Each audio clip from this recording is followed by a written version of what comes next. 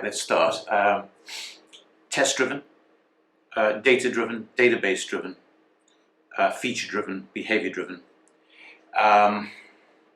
plan-driven, domain-driven, continuous delivery or integration, waterfall, scrum, lean, rational, unified process, DSDM.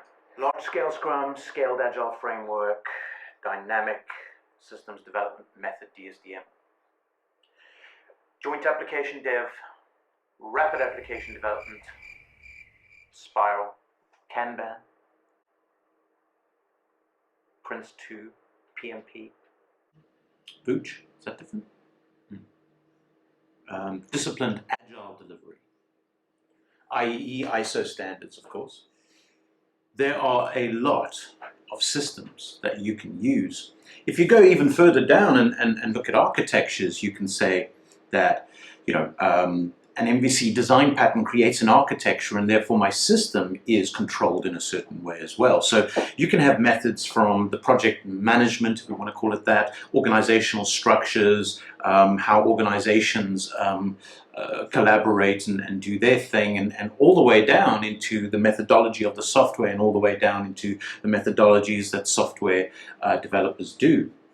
And this leads us to a very, very confusing time. It leads us to a situation where we are bombarded with terminologies from all of these things. And if you think of impediments and backlog and iterations or sprints, or you think of all these other terms that all of these systems have, and you add that all up, you're really dealing with a lot of stuff that can confuse. And to me, it's not about the method that is pushed on you and you have to learn and then invest. That would be the wrong way to do that. What you should be doing is looking at what you're currently doing, and then pick up some tips from the different ones that you can get experience from. But I mean, remember, software is saturated, right? So we've got ideas and concepts, and from design patterns or frameworks and architectures, we've got personalities, courses, we've got customers and business and developers, and they all have their different motivations, right? The world, well, we want privacy and ethics. Developers, we want knowledge. Customers, we want quality and some form of productivity. So we've got all these actors coming in into this suite of activity that we're doing, right? Where we're trying to do things better. We're trying to get, business obviously wants profit. We want higher productivity. We want to make something with some longevity. So when we adopt these things, we have good intentions, obviously. But how do you sort of react to all these individual influences, and how do you adopt a particular thing? Now, if your business is convinced that you need to move into some kind of methodology, there will be some buy-in, and then you will go for it. And then once you've done it, the time, the cost, the energy in making that happen, well, you're going to say it worked, obviously. Are you going to say it didn't work? Are you going to throw it away? Is somebody going to say, well, I know we've spent all this time and energy converting our systems over and getting everybody scrum-minded, and we've tweaked the process, and we've gone through all this, and we've got all our roles and certifications, and here we are, and then somebody comes up and says, why don't we try something else? You're not going to just go and try something else, even if the something else is really the place that is good for you. I mean, how do you tell in the beginning? How do you compare these methods? Do they have empirical evidence of stating this is an application of feature A and B, and the same thing over here, just operated under a different method? No. You have different teams, different contexts, different businesses, different functions, different environments, and really complicated environments where we cannot tell what was the contributing factor. So my message to developers, first of all, is don't get hung up on methods. Don't become part of that whole, I'm a Scrum guy, and don't be dogmatic about it, because you're going to move to another company and you're going to adopt something else. It's obvious that yes, wherever you work, you need to play the ball game, right? You need to play the ball game and be the team member, and sure, you have to follow and do that. But hopefully you're in an environment where they take your opinion seriously as well. And I think, as a developer, you can definitely help and guide and make comments, gently and timely, of course. But you can make comments and say, I am spending 15% of my time looking at Jira.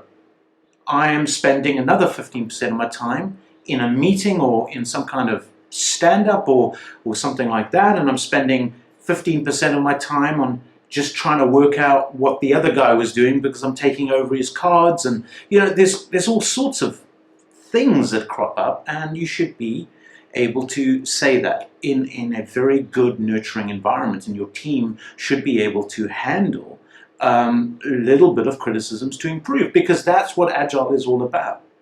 And if your team can self-organize, if you can get stability in your team, firstly, which is very difficult to do, developers leave all the time, right? Functions and focus and business units divide, and there's all kinds of things that happen, and it's very difficult for stability. But should you be able to be in an environment that is a bit more stable, you can self-organize, and that will be positive. Self-organizing, working together to fine-tune things, how you interact, adopting something like, we're going to do some unit tests, and we're going to introduce it a little bit here and there, and then we're going to do some, peer programming. Then we're going to, you can experiment with these things. You don't have to lock yourself down into this, but teams can adopt things slowly and adopt something and compare it.